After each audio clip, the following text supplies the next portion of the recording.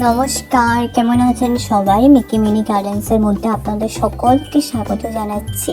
আজ একটা নতুন ভিডিও নিয়ে এসেছি। আর আপনারা সকলেই জানেন যে আমি একজন plant specialist with 6 year of experience. গত 6 বছর ধরে আমি গাছের উপর বিভিন্ন রকমের কাজ করছি। আপনারা যদি চান অবশ্যই আমার সঙ্গে কন্ট্যাক্ট করবেন। অনেকে আমার সঙ্গে কন্ট্যাক্ট করে, টেক্সট করে, আমি ওদেরকে মেসেজের মাধ্যমে হেল্প করে থাকি যে কোনো গাছের বিষয়ে।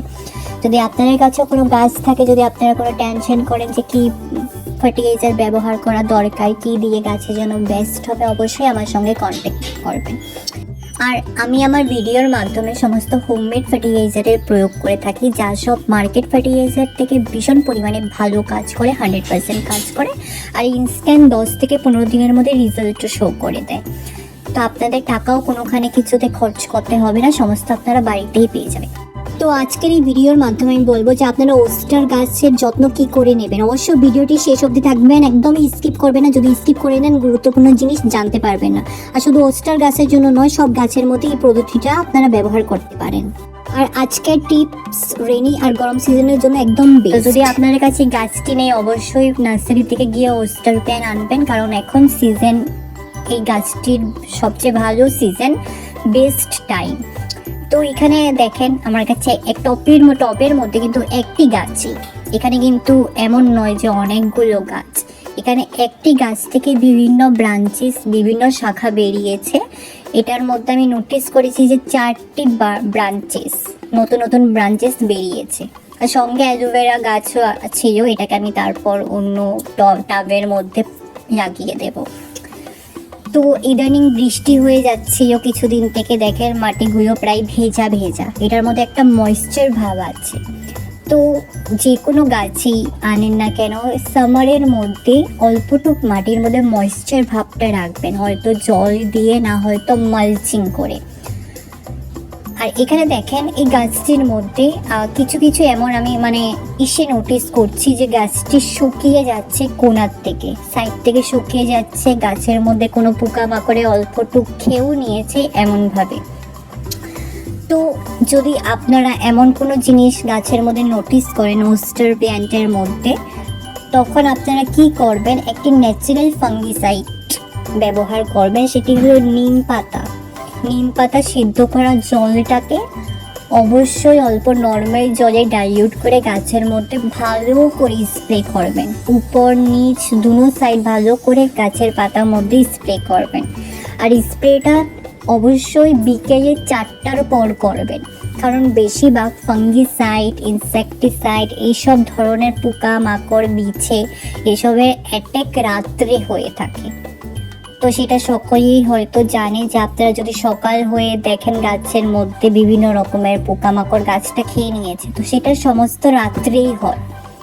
তো বিকেলে করবেন, যখন এগুলো পোকামাকড় আসবে তখন ওগুলো আর কাছে আসতে পারবে না, হয়তো মরে যাবে, হয়তো দূরে চলে যাবে। তো এখানে আরেকটি গাছ, এটাকে আমি প্রায় আজকে 1 মাস আগে লাগিয়েছিলাম। তো এটার মধ্যে আমি নোটিস করেছি যে গাছটা গ্রোথ হচ্ছে না, থেমে আছে গ্রোথটা। অবশ্যই সঙ্গে সাইড দিকে দেখেন ব্রাঞ্চেস বেরিয়েছে, 1-2 নতুন ব্রাঞ্চেস বেরিয়েছে। আর এটার মধ্যে কিছু কিছু জিনিস দেওয়াটা দরকার। তো এমন কি জিনিস দেবেন যাতে যদি গাছ থেমে থাকে তো ভালো করে গ্রোথ হতে পারে, আর কোনো ফাঙ্গাস অ্যাটাকও যাতে না হয়। তো একটি আপনারা স্প্রের মাধ্যমে ব্যবহার করতে পারেন, আর একটি আপনারা মাটিতে।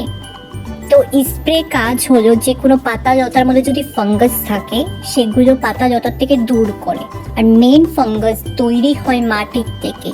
কোনো পোকামাকড় যদি আসে, সে হাওয়াতে উড়ে উড়ে এসে আপনাদের গাছে পাতাতে বসে না, সেটা মাটির থেকে উৎপন্ন হয়ে গাছের শেকড় থেকে গিয়ে গিয়ে গাছে পৌঁছায়। তো প্রথম একটা জিনিস লক্ষ্য রাখবেন, যদি গাছের মধ্যে এমন কোনো শুকনো পাতা থাকে যেগুলো পচে গেছে, বা সঙ্গে কোনো যদি জঙ্গল ঘাস টাস থাকে, ভালো করে ওগুলোকে ভালো করে তুলে ফেলে দেবেন। আর এটি হলো ছোট গাছ, এটি আমি আজকে প্রায় 10-15 দিন আগে লাগিয়েছিলাম। তো এখন টাইম হয়ে গেছে ফার্টিলাইজার প্রয়োগ করার। আপনারা ছোট গাছে বড় গাছে যে কোনো গাছের মধ্যে ফার্টিলাইজারটা প্রয়োগ করতে পারবেন। তো আজকে আমি যে ফার্টিলাইজারটা শেয়ার করতে চলেছি সেটি হলো একটি দারুণ আর ফ্যান্টাস্টিক ফার্টিলাইজার, যেটি আপনাদের গাছকে বুস্ট করবেই করবে আর গাছের পাতা লতাকে একদম বড় করবে, ডাল শাখাকে আরো ভীষণ ভীষণ করে বের করবে। তো ভালো করে প্রথমে আপনারা চেক করবেন গাছের গুঁড়োর মধ্যে যে মাটিটা ময়েস্ট আছে কিনা, মাটিটা অল্প ভেজা ভেজা বা ভাবটা রয়েছে কিনা। যদি দেখেন প্রচণ্ড মাটি শুকিয়ে গেছে তো সঙ্গে সঙ্গে অল্পটুক জল দিয়ে দেবেন, কারণ যদি মাটি শুকিয়ে যায় তো গাছের শিকড়ও শুকানোর সংখ্যা বেড়ে যায়। কারণ এখন গরম সিজনের মধ্যে আমাদের সব প্ল্যান্টের কেয়ারটা করা খুবটাই জরুরি, গুরুত্বপূর্ণ, বেশি বেশি করে। যত আপনি গাছের যত্ন নেবেন তত গাছ আপনাকে ভালো রাখবে, নিজে গ্রোথ হয়ে বড় হয়ে, তখন আপনাদের অটোমেটিক ভালো লাগবে যে গাছটা ভালো রয়েছে। তো এখানে দেখেন যে ফার্টিলাইজারের কথাটা আজ বলছিলাম, যেটা আমি প্রয়োগ করতে চলেছি সেটি হলো অ্যালোভেরা আর কলার খোসা। আপনারা হয়তো ঘরে কোনো ফ্রুটস এনে থাকেন কলা, সেগুলোকে না ফেলে এভাবে জমিয়ে রেখে দেবেন। আর যদি অ্যালোভেরা গাছ না থাকে তো সঙ্গে সঙ্গে অ্যালোভেরা গাছ এনে অবশ্যই ঘরের মধ্যে লাগাবেন। সেটা একটি আয়ুর্বেদিক মেডিসিনেরও কাজ করে আর বিভিন্ন রকমের কাজ করে গাছের মধ্যে। তো অ্যালোভেরাকে আমি ভালো করে ছোট ছোট করে টুকরো করে কেটে নেব, সঙ্গে কলার খোসাটাকে আমি ভালো করে ছোট ছোট করে কেটে নেব। এগুলোকে কিন্তু আমি শুকাইনি, এগুলো সরাসরি ব্যবহার করা কলা, কালকে খেয়েছি আজকের খোসাটা। তো এটাকে যদি আপনারা চান যে রোদের মধ্যে শুকিয়ে ব্যবহার করবেন, সেগুলোর মধ্যে অল্পটুক টাইম লাগে, বাট আমি ইনস্ট্যান্ট করতে চাই, তো ইনস্ট্যান্ট আমি আপনাদের সঙ্গে শেয়ার করছি। তো এগুলোকে কাটা হয়ে গেছে, তখন এগুলোকে ভালো করে আমি তুলে এগুলোকে গাছের শিকড়ের মধ্যে আমি ভালো করে দিয়ে দেব। আর এটির বেনিফিট সবচেয়ে বড় হলো শেয়ার করছি যে অ্যালোভেরাকে তো সবাই জানে যে গাছের মধ্যে ইমিউনিটি বুস্টার বলা হয়। যে কোনো গাছে দেবেন গাছ বুস্ট হবেই হবে। এটি আপনাদের রুট শিকড়টাকেও ডেভেলপ করতে হেল্প করে, আর যে কোনো পাতা লতা গাছের ডালটাকেও মজবুত রাখে। তারপর যদি গাছটা কোনো স্ট্রেস কোনো ট্রমাতে চলে যায়, যে যেমন গাছ বাড়ছে না, অনেক দিন হয়ে গেছে গাছ সেই এক রয়ে গেছে, তো সেটাকে বলা হয় ট্রমা। গাছ পুরো স্ট্রেসে আছে, তো সেটার থেকেও গাছটাকে হেল্প করে গাছটা গ্রোথ হতে পারে।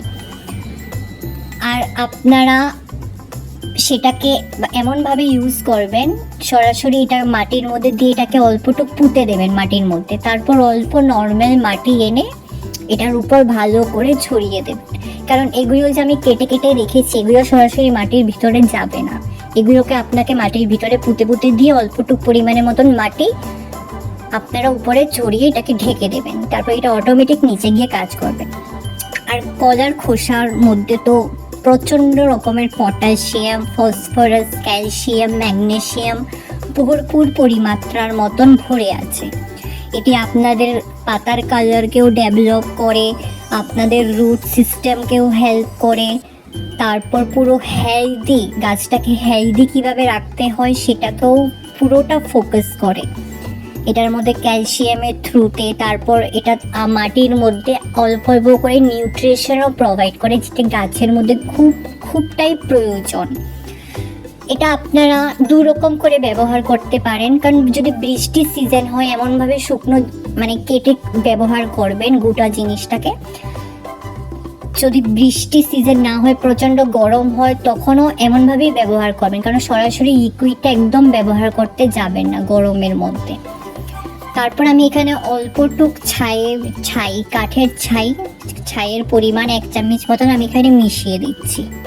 আর এটার মধ্যে প্রচণ্ড রকমের পটাশিয়াম থাকে, যেটা আপনার গাছের ফল ফুল বা কোনো শাখা প্রশাখে বাড়তে সাহায্য করে। আর যদি কোনো পেস্ট থাকে মাটির মধ্যে, কোনো পোকা মাকড় যদি থাকে, এগুলোকে মেরে ফেলে।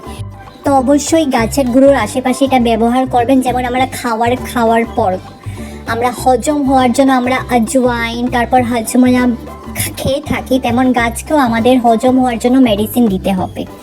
তো চলুন ভিডিওটা তাহলে এখানেই শেষ করছি। যদি ভিডিওটা ভালো লেগে থাকে তো অবশ্যই গার্ডেনিং বন্ধুদের সঙ্গে শেয়ার করবেন, আর অবশ্যই লাইক শেয়ার কমেন্ট করবেন। পরবর্তী একটা নতুন ভিডিও নিয়ে, নতুন ছোট ছোট টিপস অ্যান্ড ট্রিক্স নিয়ে আবার আসবো। ধন্যবাদ।